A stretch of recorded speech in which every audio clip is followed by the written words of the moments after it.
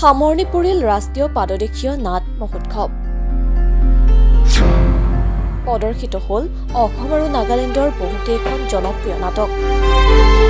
অসম নাগালেণ্ডৰ সমন্বয় বাৰ্তাৰে দ্বিতীয়বাৰৰ বাবে তিনিদিনীয়াকৈ আয়োজন কৰা ৰাষ্ট্ৰীয় পাদদেশীয় নাট মহোৎসৱৰ সফল সামৰণি পৰে। মৰিয়নিৰ সীমান্তৱৰ্তী ভৱানীপুৰৰ নগাপাহাৰৰ নামনিত আয়োজিত ৰাষ্ট্ৰীয় পাদদেশীয় নাট মহোৎসৱত অসমৰ লগতে নাগালেণ্ডৰ কেইবাখনো জনপ্ৰিয় নাট প্ৰদৰ্শিত কৰা হয়। নগাপাহাৰৰ পাদদেশত সম্পূৰ্ণ প্ৰাকৃতিক পৰিৱেশত নৰা আৰু বাঁহেৰে তৈয়াৰী মুকলি মঞ্চত প্ৰদৰ্শন হোৱা নাটক উপভোগ কৰে অসমৰ বিভিন্ন প্ৰান্তৰ লগতে নাগালেণ্ডৰ বহুসংখ্যক নাট্যৰসিকে। দ্বিতীয়বাৰৰ বাবে আয়োজন কৰা নাট মহোৎসৱত প্ৰদৰ্শিত হয় জনপ্ৰিয় নাট পৰিচালক হিমাংশু প্ৰসাদ দাসৰ ৰচনা আৰু পৰিচালনাৰে গোৱেৰ্ণিকা নাট্যগোষ্ঠীৰ দ্য গ্ৰেট ইনভেষ্টিগেশ্যন, বিনয় শইকীয়াৰ ৰচনা আৰু মনীষা ৰাগিনীৰ পৰিচালনাৰে ৰাগিনী ক্ৰিয়েশ্যন নাট্যগোষ্ঠীৰ আইধন নাটকখনৰ লগতে গিবন কুশীলভ নাট্যগোষ্ঠীৰ যুঁজাৰু দ্য ফাইটাৰ, নাট্যৰংগৰ বেৰ, নৰ্থ ইষ্ট থিয়েটাৰ একাডেমীৰ কমলা কুঁৱৰী, জো থিয়েটাৰৰ আৱাৰ হোম মাই হেল্থ নাটককে ধৰি 9খন নাটক প্ৰদৰ্শিত হয়। আনহাতে নাট মহোৎসৱৰ অন্তিম দিনাৰ নাট উদ্বোধন কৰে প্ৰাক্তন আলফা নেতা অনুপ চেতিয়াই। দেখা পালো আজি তৃতীয় তথা অন্তিম দিনৰ কাৰ্যসূচীত যিধৰণে ৰাইজৰ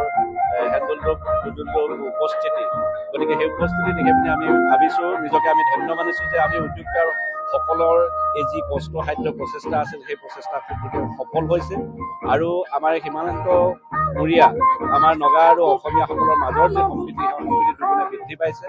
আমাৰ এই অনুষ্ঠানৰ সৌষ্ঠৱ বৃদ্ধি কৰিবৰ কাৰণে যিসকলক আমি আমন্ত্ৰণ জনাইছিলোঁ উত্তৰ পূৰ্বাঞ্চল খিলঞ্জীয়া মঞ্চৰ পৰা আমাৰ গোলাপ বৰুৱা ডাঙৰীয়া তথা বাকী নাগালেণ্ড খিলঞ্জীয়া মঞ্চৰ পৰা যিসকল সুদীবৃন্দ আহি আমাক অনুষ্ঠানত উপস্থিত হৈ আমাক আজি অনুপ্ৰাণিত কৰিলেহি, তেওঁলোকক আমি ধন্যবাদ জ্ঞাপন কৰিছোঁ। আৰু মই ভাবোঁ এই অনুষ্ঠানটোৰ গুৰুত্ব আৰু আকৰ্ষণ তেওঁলোকে আমাক দুগুণে বৃদ্ধি কৰিলে। আমি কিমানটো সফল হৈছোঁ নাজানো, কিন্তু ভাবিছোঁ যে আমাৰ যি মহৎ উদ্দেশ্য আমি লৈ অনুষ্ঠানটো পাহাৰৰ পাত দেশত আয়োজন কৰিছোঁ, এই অনুষ্ঠানটো আগন্তুক দিনত এটা সফল অনুষ্ঠানলৈ পৰিগণিত হ'ব। আৰু এই অনুষ্ঠানটোৰ অন্তৰত আমাৰ লক্ষ্য উদ্দেশ্য বহুখিনি আছে যে আমাৰ নাটকৰ যোগেদি আমি আমাৰ এই অঞ্চলৰ আৰ্থ-সামাজিক পৰিৱেশো আমি সলনি কৰাৰ এটা মন বান্ধিছোঁ। আৰু আমি আশা যদি কৰিব পাৰোঁ অদূৰ ভৱিষ্যতে আমি নাগালেণ্ডৰ যে হৰ্ণবিল উৎসৱ, এই হৰ্ণবিল উৎসৱলৈ আমি এই অনুষ্ঠানত পৰিগণিত কৰিবলৈ আমি চেষ্টা কৰিছোঁ। আৰু তেনেধৰণে যদি আমি ৰাইজৰ সহায় সহযোগিতা পাওঁ, সেই সহায় সহযোগিতাত আমি আগবাঢ়ি যাম বুলি আমাৰ উদ্দেশ্য সফল হ'ম বুলি আমি বদ্ধ পৰিকল্পনা। পাদদেশীয় নাট্য মহোৎসৱ যিসকলে উদ্যোক্তাই আয়োজন কৰিছে, এতিয়া দ্বিতীয় বাৰ্ষিক। আজি ইয়াতে দেখি পেলাই খুবেই ভাল লাগিছে।